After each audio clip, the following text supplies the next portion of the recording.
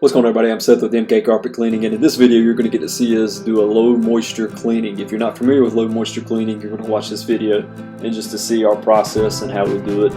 We have the CRB, we even got the 175. You're going to stay tuned. You're going to want to stay tuned and watch this video. Anyway, enjoy.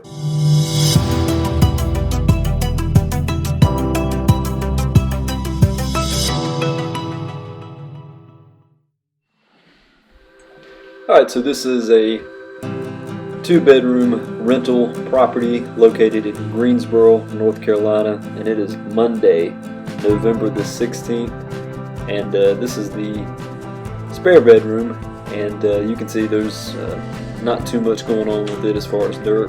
It is a typical polyester carpet because you can tell by how it's matted down in the walk areas, and it's kind of dark.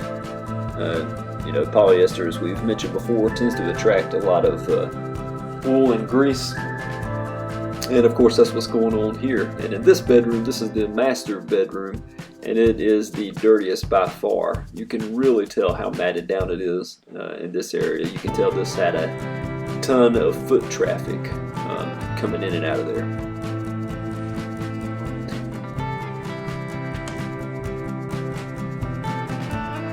But there wasn't any stains, which is pretty typical with the polyester because it is stain resistant.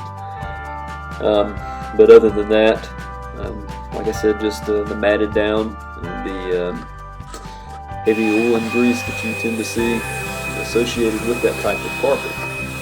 And here we are doing our vacuuming. We're using our Shark, and it's probably going to make you dizzy with this camera angle. I apologize in advance. It's not something we're probably going to use too often. I just wanted to test it out and see how it did with the GoPro, and we have it attached to our chest via a strap, and again, it's just a little dizzy.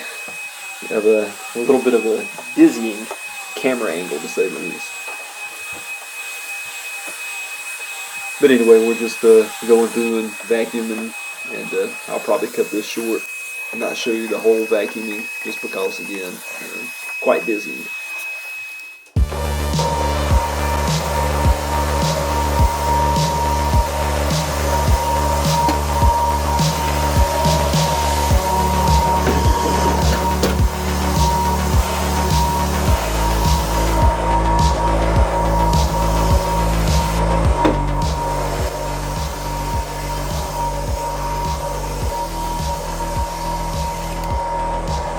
Alright, so using the CRB, and you'll notice that we have the trays on. And the reason why we have the trays on is because, well, two reasons why. One reason why is there was a ton of hair in this carpet. I'm not sure if these people had cuts or just didn't vacuum that often or what. But anyway, so there was a ton of hair being pulled up from the carpet, as well as just other debris that the vacuum cleaner typically can't get to. The other reason, or the second reason why, was because we're doing low moisture cleaning. And typically, we would come through with the vacuum hose and kind of pick up the debris that the CRB picks up and kind of kicks out. If you've ever seen some of our other videos, you'll see just how much debris is pulled from the carpets. And this is stuff that your typical vacuum cleaner can't get to. This is what makes the CRB such a versatile and well, can't even think of the words how to describe it. Well needed, much needed. Yeah, that's better. English is my second language, as you can tell. But CRB is a great addition to any carpet cleaner. And again, it's so versatile. You can use it on carpet, tile and grout, even hardwood floors. You just got to be careful when using it on there. But anyway, it's an expensive machine or tool, whatever you want to call it. It's not cheap. You can get a cheap one, but they're just not going to last as long as the Austrian door, which this is. This is a Brush Pro 10-inch. The reason we went with the 10-inch is because I'd already heard guys complaining about how heavy the other ones are. And most of the time, most of what we do is residential. And if you do residential, you're not going to want a big 20-inch or 17-inch might be a little bit too big, even for residential. What makes the 10-inch perfect for us is because whenever it comes time to get around furniture. It's a lot easier to get in and out of, and also if you have to do steps, it's a lot lighter, and it fits perfectly going over some steps. But anyway, this is our brush probe, CRB again, as I've already mentioned, and again, it's a great tool. I enjoy it.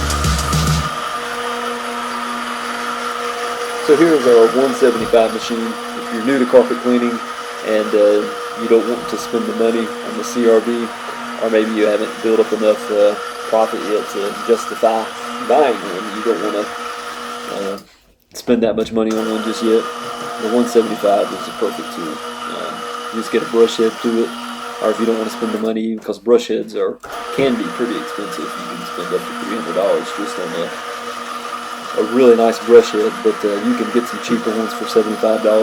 Or probably the next best thing is to get a red pad and just use it to agitate. If you don't have a CRB, it's really good for agitating carpet.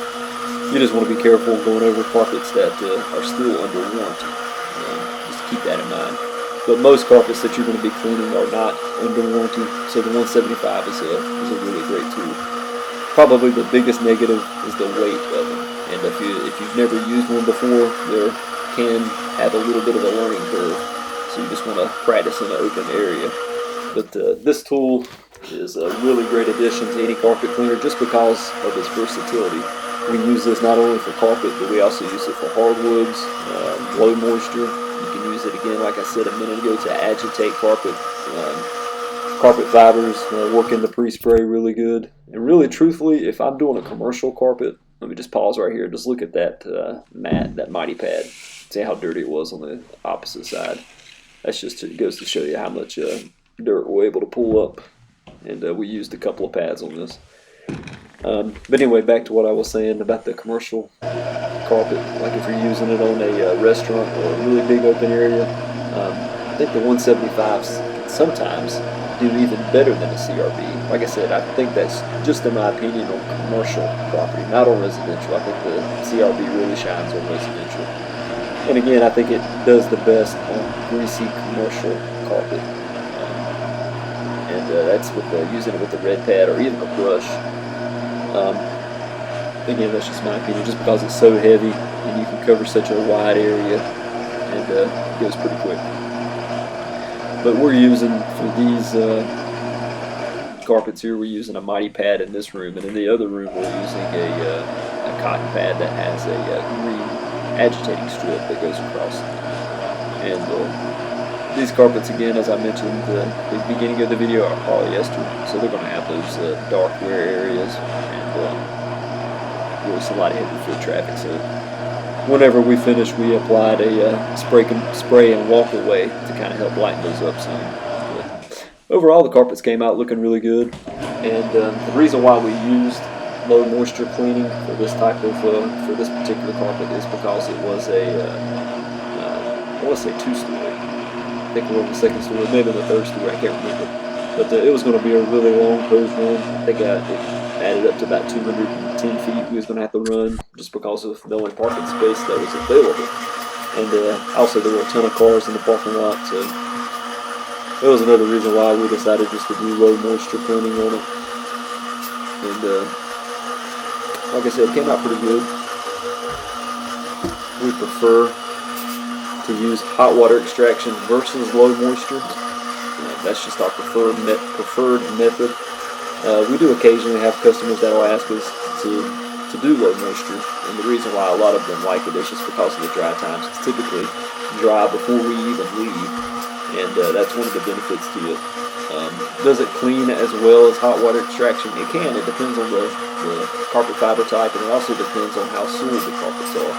These weren't terrible. I know in the pictures it looked like they were, but we'll have some before and after pictures of this one in particular, and just to show you how good it came out. But again, we used the CRB to really agitate the carpets and to lift up those carpet fibers as best as we could. So, and trying to remember what was the preconditioner that we used. I want to say it was Bonnet Pros Revive It. For some reason, I'm drawing a blank on that. I believe that's what we used on this particular carpet. And again, I think I mentioned after we were finished, we sprayed some spray and walk away to kind of help lighten it up a little bit. And that'll, as it dries, it'll help lighten up the carpet fibers, just a little bit. But anyway, I'll let you finish watching the rest of the video. If you have any questions or comments, feel free to leave them in the comment section. I typically try to respond to all of them. But again, I just want to thank you for watching, and if you haven't done so yet, go and subscribe to our channel, and give it a thumbs up if you enjoyed the video.